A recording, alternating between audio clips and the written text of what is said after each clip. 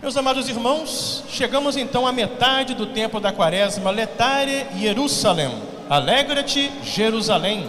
Se aproxima a celebração do grande mistério da nossa salvação, o mistério da Páscoa, o mistério da nossa libertação. E assim hoje a igreja nos convida a essa alegria, nos convida a celebrar desde já a liberdade. São Paulo, ele na leitura de hoje faz uma alegoria, uma comparação tirada da história do patriarca Abraão. Abraão, ele teve 2 filhos, um com a sua escrava, Agar, esse filho era Ismael, e outro com a sua esposa Sara, que era o filho prometido por Deus. Era o filho que Deus tinha prometido a Abraão, através do qual Deus faria de Abraão o pai de uma grande descendência, da qual nasceria o Salvador prometido. Então São Paulo lembra que Ismael, filho de Abraão com a escrava Agar, simboliza a Jerusalém da terra, este mundo que é escravo das coisas terrenas. Já Isaac, o patriarca Isaac, filho de Abraão com a sua esposa Sara, prometido por Deus, ele é o filho da promessa, que simboliza a liberdade plena, a glória do céu. Por quê? Porque da descendência de Abraão e de Isaac que vai nascer Jesus, que vai nos libertar do pecado, que vai abrir para nós a vida plena, total, definitiva do céu. Então São Paulo lembra que por isso nós cristãos que fomos batizados, nós cristãos que acolhemos a liberdade de Cristo pelo dom da sua graça, nós não somos escravos, nós não somos filhos da escrava como era Ismael. Nós somos livres pela liberdade com a qual Cristo nos libertou. Mas São Paulo dá um detalhe interessante na leitura de hoje, que é o seguinte: assim como naquela época o filho nascido segundo a carne, filho da escrava, perseguia o filho nascido pelo Espírito, que era o patriarca Isaac, assim também hoje. São Paulo lembra que o fato de nós acolhermos Cristo em nossa vida, de nós vivermos a liberdade de filhos de Deus, isso não agrada ao mundo que está escravizado aos prazeres, aos bens materiais, às vaidades passageiras. Hoje em dia nós encontramos uma ditadura do pensamento único, uma ditadura da linguagem única e também uma ditadura de uma mentalidade simplesmente voltada somente para o dinheiro, para o poder, para a vaidade, para o prazer, para o que é passageiro. Por isso, quando nós nos apresentamos como cristãos, quando nós nos apresentamos como aqueles que acolhemos essa plena liberdade de Cristo e ousamos ser diferentes, porque ousamos viver para o céu, não tendo compromisso com as coisas da terra, o mundo nos persegue, porque o mundo não aceita nós sermos diferentes. O mundo não aceita que nós não nos submetamos à escravidão que ele quer nos impor, que é essa escravidão das coisas passageiras aqui desta terra. Então, meus amados irmãos, é hora de nós lembrarmos, nós somos livres. O Catecismo da Igreja, lá no número 1741, ele fala o seguinte: a graça de Cristo, essa graça pela qual Cristo nos libertou, ela não abre concorrência com a nossa liberdade, não. Que as pessoas falam assim: você é religioso, a religião ela é um peso que tira a sua liberdade. Não, a graça de Deus não abre concorrência com a liberdade da gente, não. Pelo contrário, a graça de Deus, ela faz com que nós sejamos plenamente livres, quando nós entendemos a liberdade dentro da verdade do bem que Deus colocou no coração do ser humano. Não existe liberdade sem verdade e sem o bem. Liberdade que não tem verdade, que não tem bem, ela se mostra como liberdade, mas ela é de verdade uma escravidão. Qual é a verdade sobre nós? Nós fomos criados à imagem de Deus como criaturas racionais, que temos como fim a plena realização nessa natureza que Deus nos deu, como criaturas racionais e mais ainda, libertados por Cristo, chamados à glória do céu.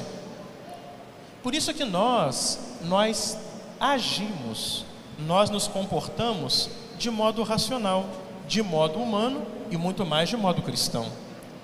Um exemplo para vocês: a nossa alimentação.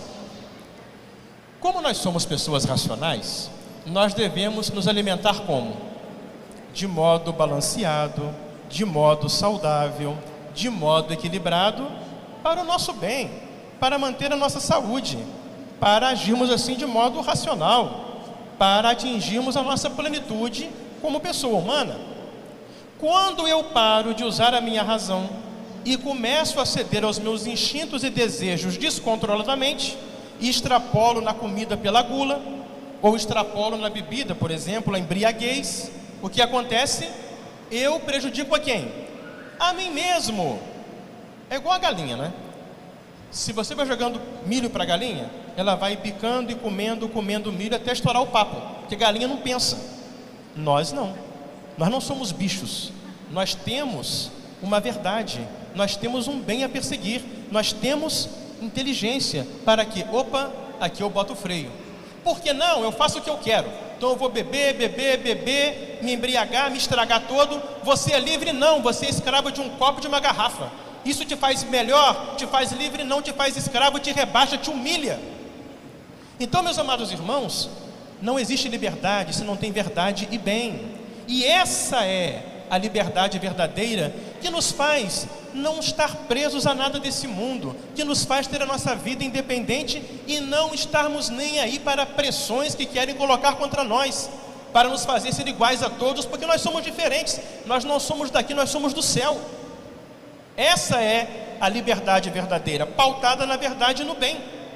Então é para essa liberdade que Cristo nos libertou, e é dessa liberdade que fala o tempo da Quaresma. Agora é tempo de me libertar dessas coisas todas que me prendem, me escravizam, me impedem de ser pleno, de ser feliz. Todos nós temos fome de ser felizes. No Evangelho de hoje, vemos Jesus saciando a fome do povo.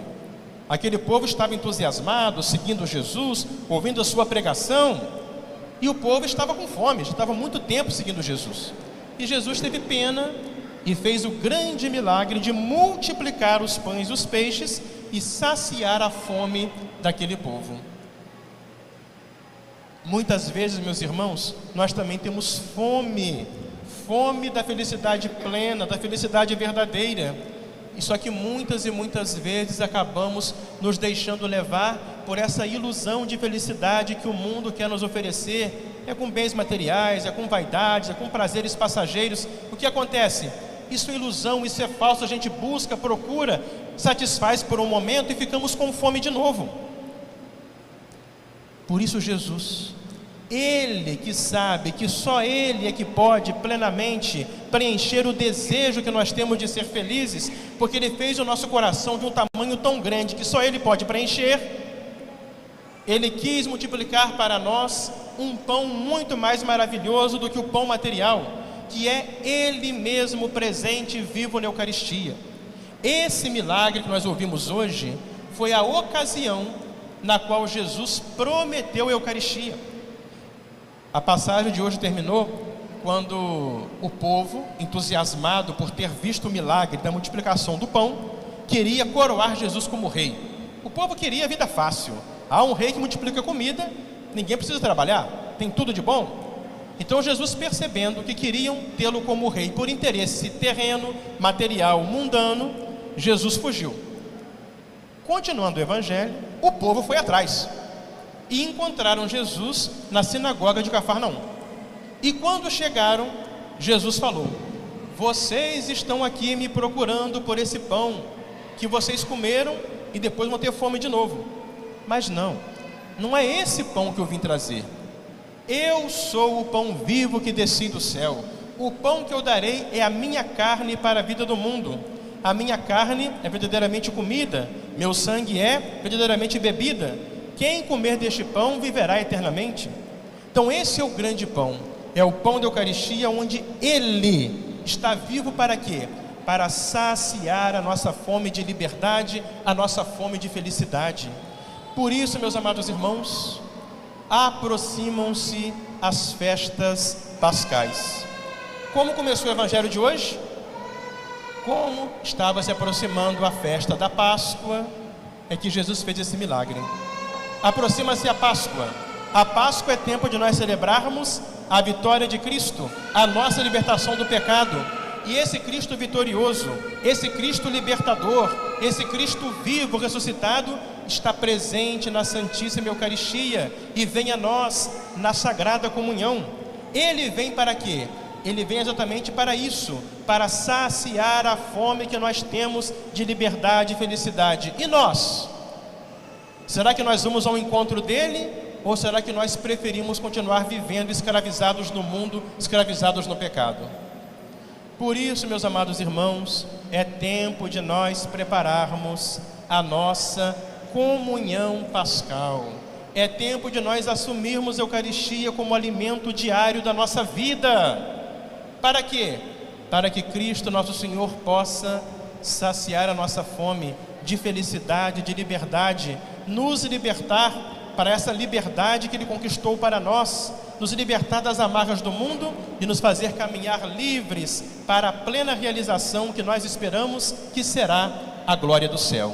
Caminhemos com Cristo, preparemos a nossa comunhão pascal, procuremos agora assumir de novo a Eucaristia como alimento diário da nossa vida, para que assim, libertados de toda a escravidão do mundo pela liberdade com a qual Cristo nos libertou, possamos um dia ter, depois da liberdade de consciência, na verdade e na bondade nesse mundo, alcançarmos a liberdade sem fim, a glória eterna que Deus nos prepara no céu.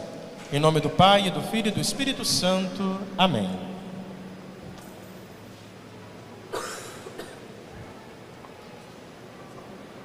Cantemos com firmeza e convicção.